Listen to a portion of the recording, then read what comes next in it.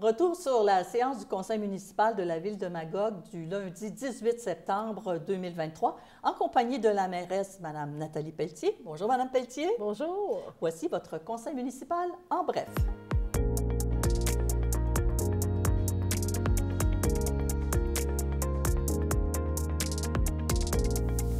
Alors, le premier point qu'on aborde aujourd'hui, Mme Pelletier, c'est le point 3 que vous avez traité hier, la présentation de la politique d'habitation qui a monopolisé beaucoup de temps parce que c'est un élément très important quand on pense qu'on est en pénurie de logements un peu partout, à Magog comme un peu partout, pas juste en fait au Québec, un peu partout dans le monde, d'après ce qu'on voit. Vous avez tout à fait raison, hein? C'est un enjeu, on en entend parler partout. Ça fait déjà plusieurs mois que les équipes, hein, c'est interdisciplinaire, cette politique d'habitation-là, travaillent. Puis hier, ça a été le dépôt. Je vous rappelle hein, qu'une politique, c'est quelque chose qui est c'est plus général. On veut dresser des cibles, on annonce un petit peu nos couleurs. Puis de cette politique-là va découler des règlements. Nous, dans le fond, ce qu'on souhaite, c'est de faire en sorte qu'il y ait du logement abordable à Magog. Parce que force est de constater, hein, dans les dernières années... C'est moins vrai que c'était? Vous avez tout à fait raison, c'est que dans les dernières années, c'est beaucoup des maisons, du condo, du logement de luxe qui s'est construit à Magog. Alors, on voit que ça va chercher une partie de la population qui ont quand même des bons moyens. On est correct, on est content de les accueillir, oui. Mais il faut que tous aient la possibilité d'avoir un toit à Magog, des gens qui sont moins bien nantis, des gens qui commencent dans la vie, des jeunes familles, des familles monoparentales, des aînés qui n'ont pas les moyens d'avoir un logement. Parce que, pour vous donner un exemple, un 5,5 moyen à Magog là, qui se loue, c'est 1 800 $ par mois. Oh, oui, c'est loin d'être à portée de la main de tout le monde, ça. Loin d'être à portée de main. Puis une maison, c'est 415 000 en moyenne, le prix médian d'une maison à Magog. Alors, quelqu'un qui commence, qui n'a pas de fonds à mettre sur une maison, c'est difficile. Pour y arriver, bien, c'est pour ça, c'est quand même ambitieux. Ce qu'on dit, ce qu'on a annoncé dans notre politique d'habitation hier, c'est que d'ici 2030, dans les dernières années, on construisait 115 portes à Magog en moyenne. On veut monter à 220 portes. Oh, c'est presque doublé, ça. Oui. Est-ce que vous pensez que c'est trop ambitieux ou comment vous prévoyez pouvoir y arriver? Bien, c'est une très bonne question. Comment on peut y arriver? Bien, c'est certain que notre usine de détournement des eaux usées fait en sorte que beaucoup de terrains dans ce coin-là, tout à fait, n'étaient pas disponibles au développement. Là, ils le sont.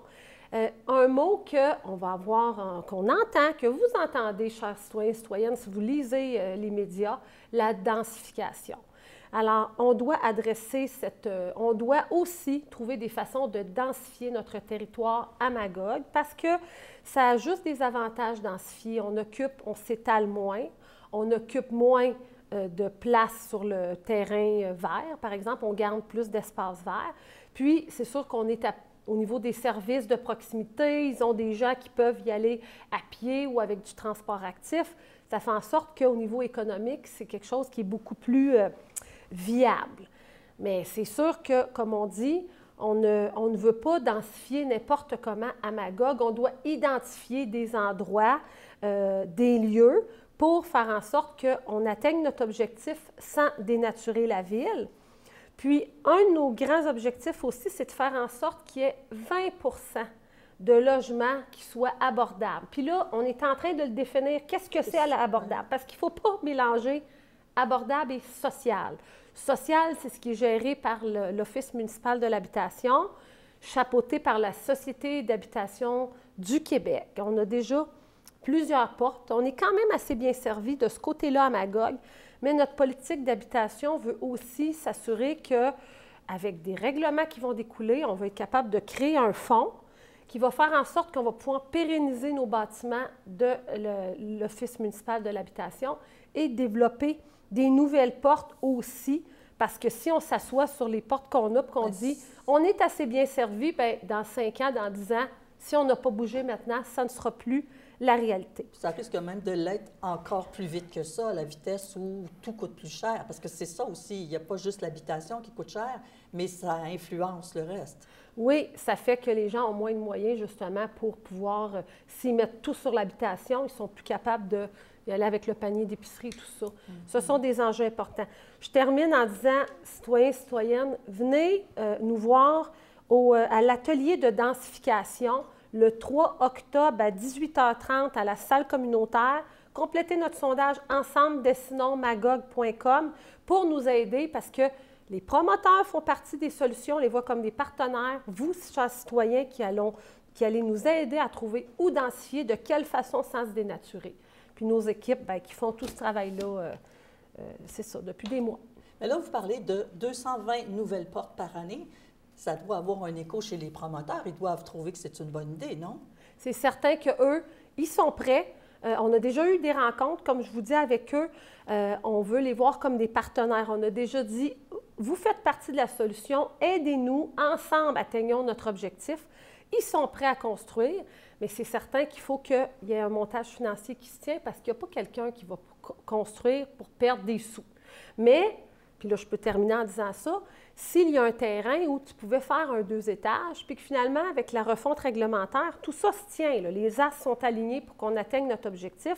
Si on ajoute un étage ou même 2 étages, ça va faire en sorte que oui, le montage financier va encore fonctionner, mais qu'il va y avoir de l'abordable offert dans le projet. Alors, c'est vraiment du travail de longue haleine. Alors, on va le rappeler à la fin, de toute façon, le rendez-vous du 3 octobre, parce que c'est important. Si les gens... C'est maintenant qu'il faut donner son opinion, pas quand ça va être déjà tout adopté. Il faut se rappeler de ça. Oui.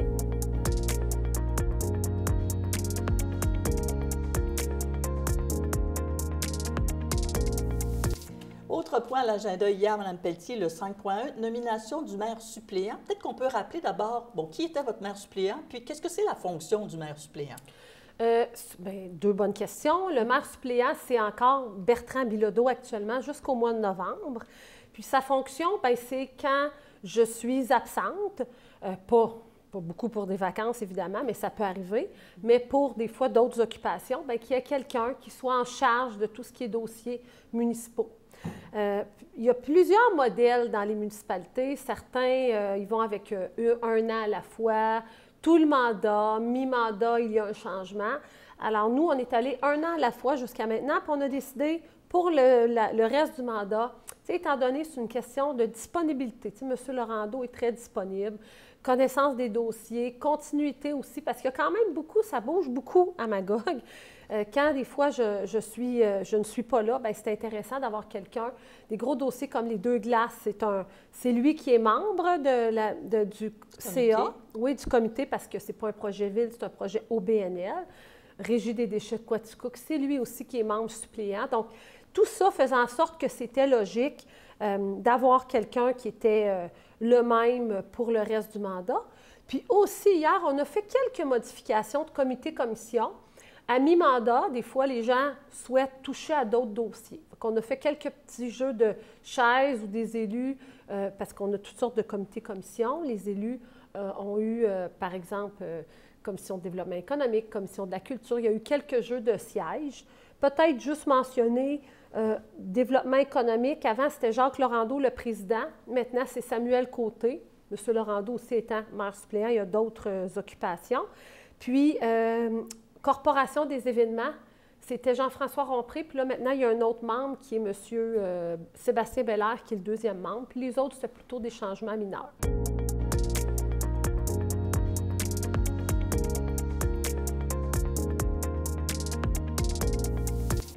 Point suivant que nous abordons, le 6.4, réfection du dépôt à neige. On peut peut-être rappeler, Mme Pelletier, où il est situé, puis qu'est-ce que vous avez décidé hier par ça?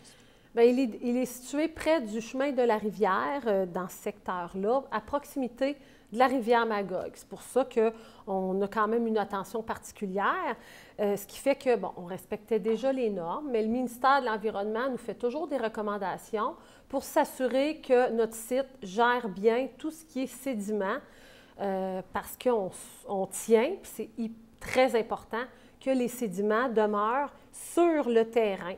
On assure, donc hier, le contrat qui a été donné de 111 372 $ à G. Leblanc. On avait quand même, on a on a invité 7 soumissionnaires, puis il y en a 3 qui ont déposé. Fait qu'on est quand même, on est content qu'on a plusieurs soumissionnaires. C'est ça, exactement. C'est ça, avec les prix semblables. Donc, on voit que nos contrats, les estimations étaient dans les bons prix. S'assurer qu'il y a un bon drainage, puis qu'il y a une trappe à sédiments pour que les particules fines restent sur le site et non se déversent évidemment dans la rivière Magog. Est-ce que les sédiments, vous les ramassez pour laisser de la place aux prochains dans la prochaine saison d'hiver? Oui, bien c'est ça. Il y a toute une question de récupération, de trappe à sédiments. Puis oui, c'est matériaux qu'on pourrait dire. Non, ce n'est pas des matériaux. Bien, c'est des matières. C'est matière. Bon, vous avez le bon terme.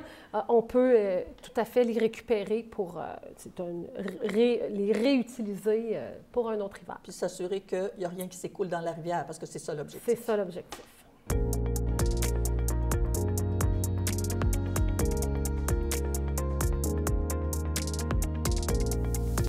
Et le dernier point qu'on aborde aujourd'hui, Mme Pelletier, c'est le 8.10, demande d'appui à la MRC de Memphremagog pour la modification du règlement de contrôle intérimaire concernant les fortes pentes. Alors, peut-être que vous pouvez nous situer le contexte, parce que je vous avoue que construire, ce que je comprends, c'est de la construction dans les fortes pentes. Donc, oui, puis ça, c'est le précédent Conseil des maires qui ont adopté ce règlement qui est effectif dès l'adoption. Donc, ça fait déjà 2 ans. Presque maintenant que ce règlement est en cours, c'est s'assurer qu'il n'y a pas de nouvelles constructions dans les pentes fortes de 30 et plus sur l'ensemble du territoire de la MRC. C'était des endroits où les gens, bon, pour pouvoir avoir une belle vue à flanc de montagne ou à proximité du lac, pouvaient se construire dans des pentes très fortes, avoir des entrées de cours très pentues, oui. Ce qui fait qu'avec des fortes pluies, les sédiments s'en allaient directement dans le lac, dans les fossés et tout ça. On ne veut pas du tout dénaturer ce règlement-là parce qu'on le sait que c'est une bonne chose qui a été faite dans le temps, mais force est de constater qu'après 2 ans, on se rend compte qu'à certains endroits, puis ça, hier, là, c'est de demander à la MRC, on fait nos commentaires, dire à quels endroits on suggérait qu'il y ait de légères modifications, mais sous certaines conditions. Alors, c'est de donner une latitude dans le périmètre urbain. Donc, c'est sûr que tout ce qui est hors périmètre urbain, ça va rester interdit et on est content que ce règlement-là soit là. C'est juste dans des pentes 30 oui, et plus, mais certains ouvrages, des fois, c'est du remblai. Ça fait en sorte qu'il ne peut même pas avoir une rénovation ou modification d'un bâtiment. Ça fait que ça gèle toute possibilité. Nous, ce qu'on dit, c'est qu'on se rend compte qu'à des endroits, ça serait mieux de garder une petite latitude, mais à certaines conditions, donc, la prochaine fois, si la MRC, parce que, tu sais, le Conseil des maires, les inspecteurs se rendent compte qu'il y a des modifications à apporter, mais de façon encadrée, parce que l'idée, c'est de ne pas dénaturer notre projet, parce qu'on trouve qu'on a tous une préoccupation environnementale, puis l'objectif, elle est bonne. Alors, on considère que ça ne met pas en péril l'objectif du RCI, du règlement sur le contrôle intérimaire, mais de se laisser une petite latitude, c'est souvent mieux de faire de la gestion du cas par cas à certaines conditions. Alors, ça passerait au comité consultatif d'urbanisme. Hier, bien, quand même, le vote a été demandé. Il y a un élu qui était moins à l'aise avec ça. Il aurait aimé qu'on ferme la porte complètement. Mais on considère qu'il y a moyen d'avoir une petite latitude sans faire en sorte qu'on dénature le règlement. Alors, la prochaine étape, c'est la MRC qui va se pencher là-dessus avec le Conseil des maires. Oui. Alors, ça risque de revenir au Conseil éventuellement. Oui, avec un PIA. Donc, c'est quoi les critères? Gestion de l'eau, s'assurer qu'on ne dénature pas le projet, puis qu'on coupe moins d'arbres et tout ça. Fait que vous allez le voir revenir. Parfait. Puis, on rappelle, en terminant rapidement, l'atelier auquel vous conviez tous les citoyens de Magog le 3 octobre pour se pencher sur la politique d'habitation. Oui, bien, la densification ou densifier de quelle façon, puis compléter nos sondages, on en a un en cours, ensemble, desinomagog.com. On a besoin de votre opinion. Merci beaucoup. À dans 2 semaines, Mme Pelletier. Oui, à bientôt.